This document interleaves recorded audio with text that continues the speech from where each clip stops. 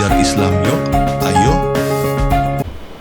Assalamualaikum warahmatullahi wabarakatuh. Selamat datang di acara Belajar Islam yuk, ayo. Jadi dalam acara ini akan menampilkan tentang ilmu pengetahuan Islam yang dibahas dalam perspektif remaja dan juga kejadian-kejadian fenomenal yang terjadi saat ini. Kalian pantengin terus ya konten-konten kami agar mendapatkan wawasan yang luas.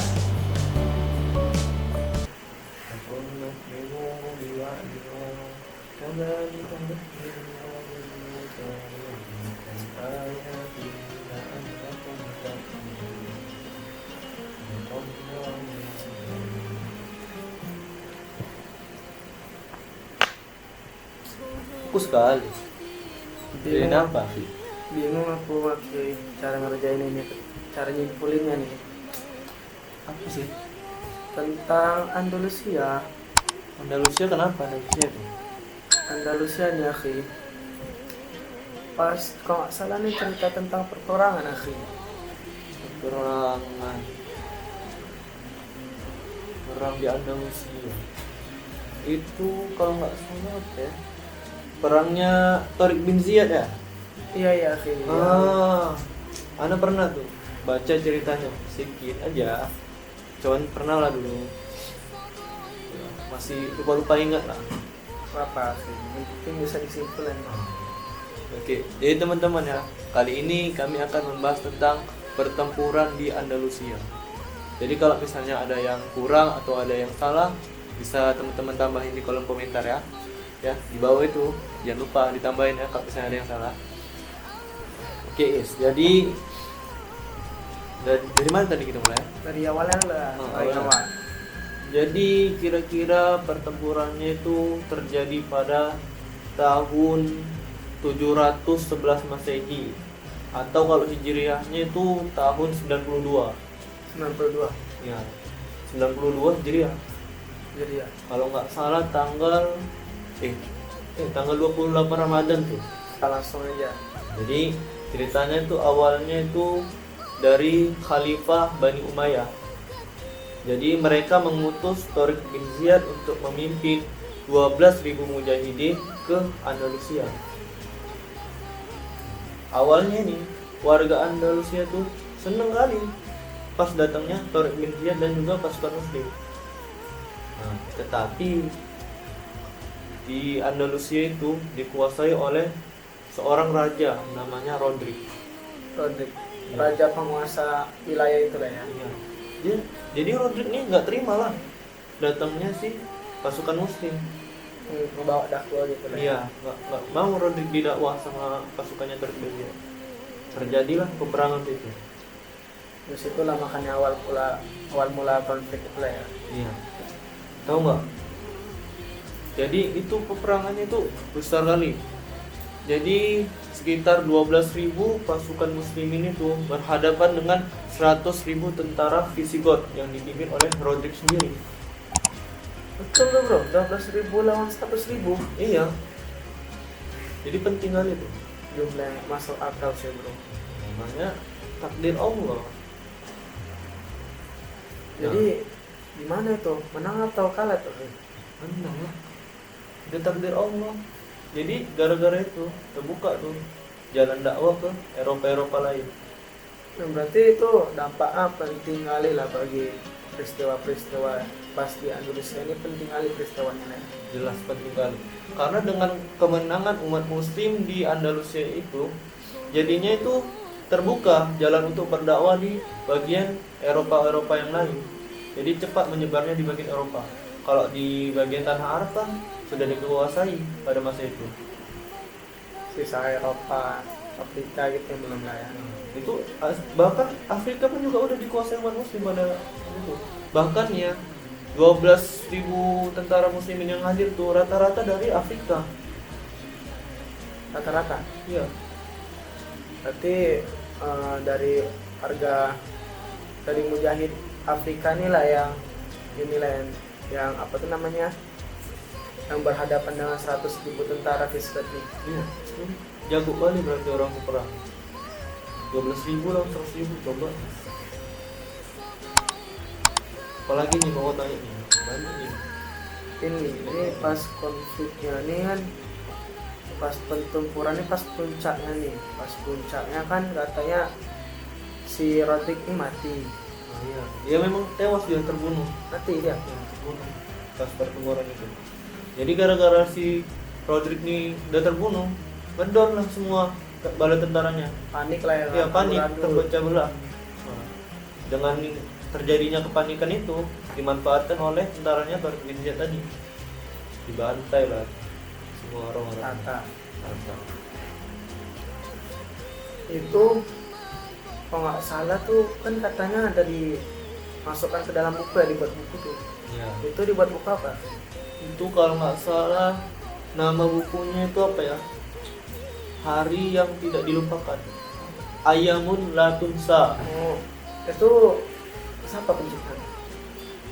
Kalau nggak salah namanya Tamir Badr. Itu pengarang bukunya itu tuh, Tamir Badr.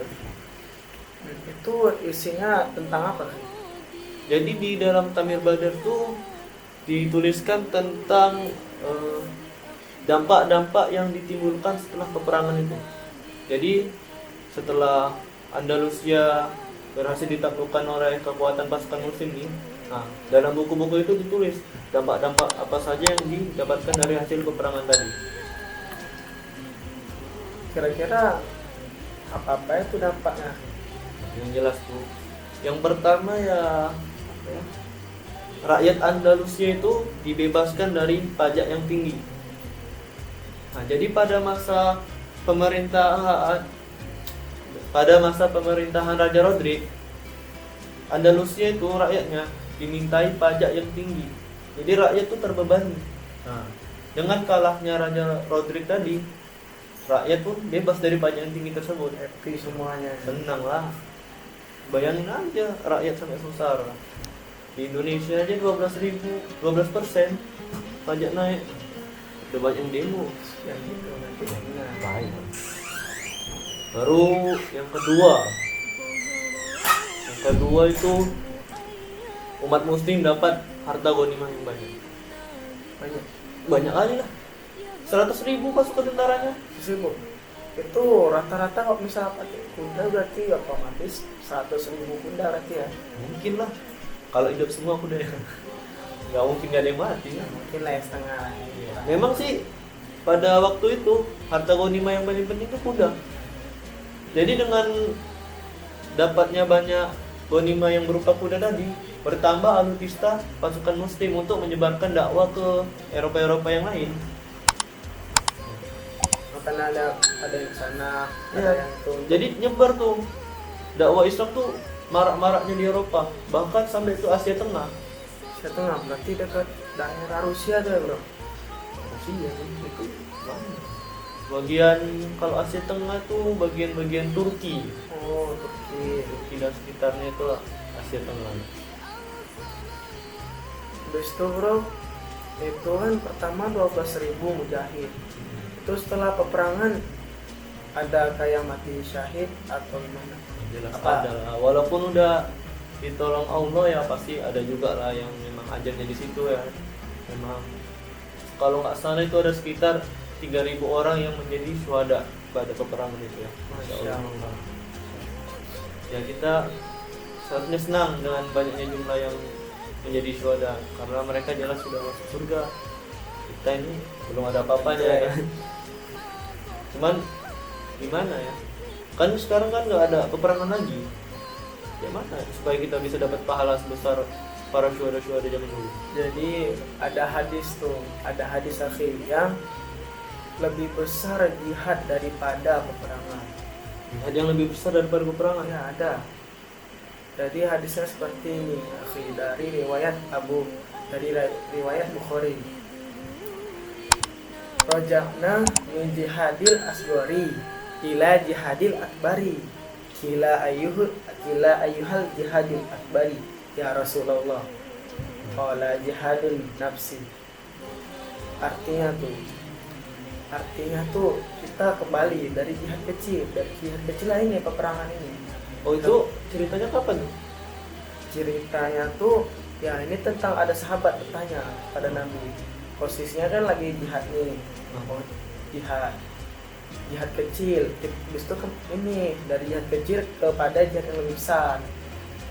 Sahabat bertanya, jihad apakah yang lebih besar dari peperangan, dari jihad apa yang lebih besar dari peperangan? Itulah dia bersabda, jihad yang lebih besar ialah memerangi hawa nafsu. Jadi selain memerangi kaum kafir, perang hawa nafsu itu lebih tinggi. Lebih tinggi derajatnya. Jihad yang paling besar lah istilahnya. Lebih besar pahalanya tetapi lebih safety gitu ya. Lebih Ya, aman. jadi memerangi hawa nafsu ini berat kali. Ya, berat kali jelas. Puasa ini memang banyak kali godaan. Udah nahan haus, nahan sabar memang diuji kali. Ada aja yang cobaannya pas puasa. Ada yang kadang buat marah lah ya kan. Ada jenis. Apalagi kalau udah sore. Setelah apa? Jadi jalan selalu jalan pinggir kiri kanan. Warta dia. Ya. Ya apa lagi nih maksudnya? Udah habis lagi ya? Udah habis. Oke. Udah siap lah nih kuliah. Nah jadi gimana? Jadi mungkin aku bisa kasih masukan nih. Jadi kesimpulannya itu dengan kemenangan umat Islam pada peperangan Andalusia itu, itulah yang menjadi pembuka jalan dakwah di Eropa. Jadi gara-gara itu rata-rata Eropa itu bisa dikuasai umat Islam. Begitulah kesimpulannya. Ya, mungkin itulah masukan dari aku, bisa kamu tambahin sendiri. Makasih lah ya. Sama-sama. Oke teman-teman, jadi kira-kira begitulah tadi pembahasan tentang peristiwa di Andalusia. Jadi kalau misalnya tadi kurang ada ya. yang kurang, ada yang Bisa salah, lah ditambahin. tolong tambahin di bawah kolom komentar nanti ya. Sekian, dadah.